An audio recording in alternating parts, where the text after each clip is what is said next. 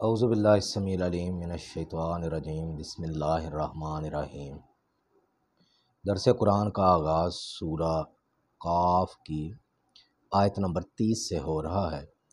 یوم نقول لجہنم حل امتلأت، جس دن ہم جہنم سے پوچھیں گے کہ کیا تو بھر گئی ہے، وتقول حل من مزید، اور وہ کہے گی کیا اور بھی ہیں، وَأُزْلِفَتِ الْجَنَّةُ لِلْمُتَّقِينَ غَيْرَ بَعِيدٍ، اور بغیر کسی تردد کے، بغیر کسی وقت کے ضیاع کے جلد ہی جنت جو ہے وہ متقی لوگوں کے قریب کر دی جائے گی۔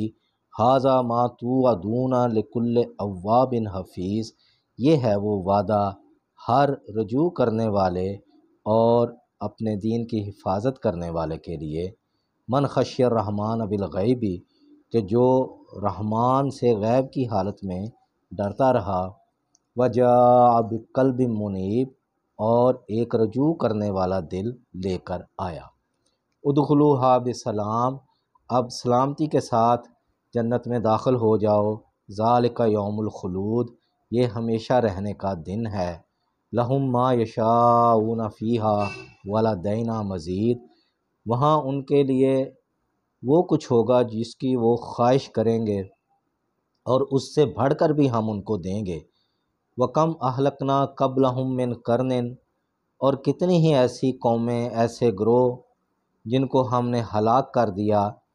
ہم اشد منہم بطشاً، جو ان سے طاقت میں کہیں بڑھ کر تھے۔ فنقبوا فی البلاد، اور وہ شہروں میں گشت کیا کرتے تھے۔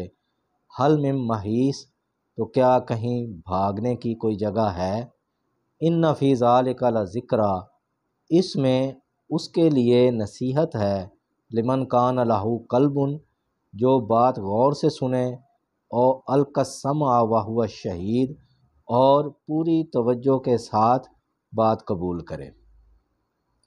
وَلَقَدْ خَلَقْنَا السَّمَاوَاتِ وَالْأَرْضَ، اور تحقیق ہم نے اس زمین اور آسمان کو پیدا کیا۔ وَمَا بَيْنَهُمَا، اور جو کچھ ان دونوں کے درمیان ہے اس کو پیدا کیا۔ فی ستۃ ایام، 6 دنوں میں۔ وَمَا مَسَّنَا مِن لُغُوبٍ، اور ہمیں ذرا بھی تھکاوٹ محسوس نہ ہوئی۔ فَاصْبِرْ عَلَىٰ مَا یَقُولُونَ، پس صبر کرو جو یہ لوگ کہتے ہیں۔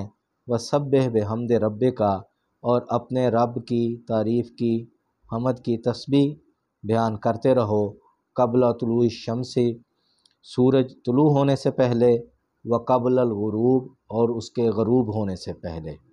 وَمِنَ اللَّيْلِ فَسَبِّحْ، اور رات کے اوقات میں بھی اس کی تسبیح بیان کرو۔ وَأَدْبَارَ السُّجُودِ، اور نمازوں کے اوقات میں بھی۔ وَاسْتَمِعْ یَوْمَ یُنَادِ الْمُنَادِ مِن مَّکَانٍ قَریب، اور سنو جس دن پکارنے والا بہت نزدیک کی جگہ سے پکارے گا۔ یوم یسمعون الصیحۃ بالحق، جس دن یہ اس چیخ کو یقینی طور پر سن لیں گے۔ ذالک یوم الخروج، تو یہی دن نکل جانے کا ہوگا۔ انا نحن نحیی و نمیت، بے شک ہم ہی زندگی دیتے ہیں اور ہم ہی موت دیتے ہیں۔ وَإِلَيْنَا الْمَصِيرُ، اور ہماری ہی طرف لوٹ کر آنا ہے۔ یعنی ایسی ہستی اللہ جو زندہ کرے اور پھر موت دے، اور پھر ہم نے اسی کی طرف لوٹ کر جانا ہے، تو پھر اس کائنات میں کسی اور ہستی کی ضرورت ہی نہیں رہتی۔ اس لیے جو لوگ اللہ کے علاوہ دوسروں کو پکارتے ہیں، ان کو حاجت روا، مشکل کشا مانتے ہیں، تو وہ انتہا درجے کی گمراہی میں ہیں۔ جب ایک ایسی ہستی جس نے یہ ساری کائنات تخلیق کی اور اس میں انسانوں کی ہر طرح کی ضرورت کے لیے وہ سامان مہیا کر دیا، اور وہی زندگی دیتا ہے، وہی موت دیتا ہے، اور سب سے بڑھ کر کہ اس کے روبرو پیش ہونا ہے، آخری فیصلہ اسی کا ہے، جسے اللہ نے کہا مالک یوم الدین، وہ روز جزا کا مالک ہے۔ تو وہاں کوئی شفاعت کرنے والا نہیں، کوئی مدد کرنے والا نہیں، کسی قسم کا بدلہ نہیں۔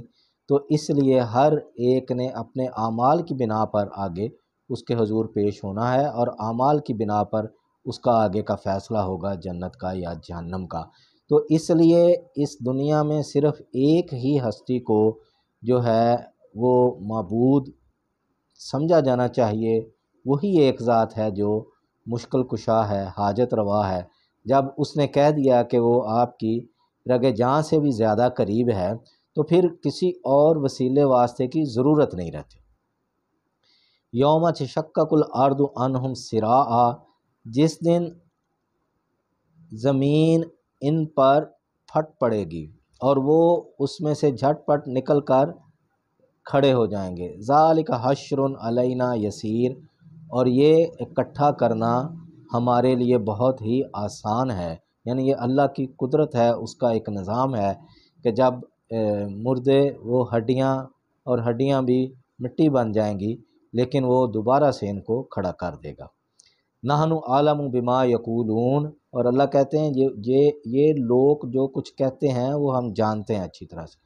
وما انت علیہم بجبار، اور آپ ان پر زبردستی کرنے والے نہیں ہو۔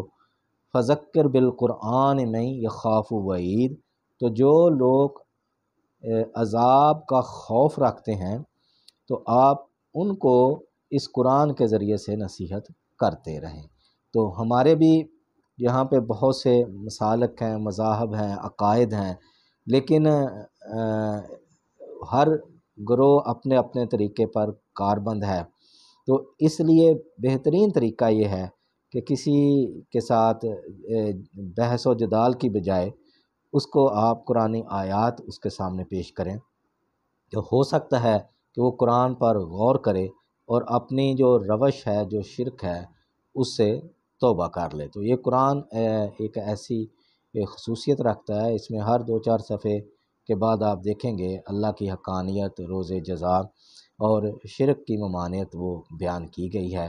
لیکن ہمارے چونکہ قرآن ویسے ہی اوجل ہے، اور یا اگر پڑھا جاتا ہے تو ثواب کے لیے پڑھا جاتا ہے، تو اس کا مطلب نہیں سمجھا جاتا ہے، اور اس کے بعد سمجھنے کے بعد اس پر عمل جو ہے وہ بہت ضروری ہے۔ تو اس لیے لوگ مختلف مسالک کی پیروی کرتے ہیں اور قرآنی تعلیمات وہ پھر اوجل رہ جاتی ہیں۔